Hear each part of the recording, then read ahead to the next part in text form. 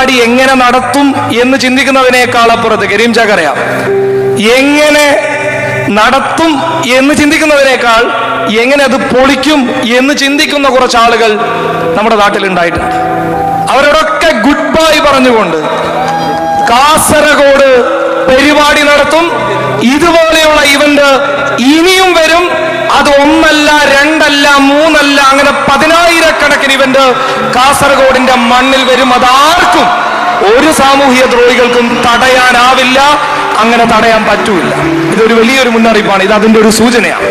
അതിന്റെയൊക്കെ മുൻനിരയിൽ real India വിഷന്റെ കരുത്തുറ്റ ടീം, സലാലെ അടങ്ങുന്ന, BK മുഹമ്മദ് ഷാ അടങ്ങുന്ന, നമ്മുടെയൊക്കെ പ്രിയങ്കരനായിട്ടുള്ള ജലീൽ സാഹിബ് അടങ്ങുന്ന ഒരു വമ്പൻ നിരയുണ്ടാകുമ്പോൾ ഏതൊരവസ്ഥയിലും കാസർഗോഡിലെ പരിപാടികൾ നടക്കുമ്പോൾ നിങ്ങൾ ചിന്തിക്കുന്നുണ്ടാകും, എന്തുകൊണ്ടാണ് ഇങ്ങനെ ഒരു അവാർഡ് നൈറ്റ് സ്വാഭാവികമായിട്ട് സംഘടിപ്പിക്കുന്നത്?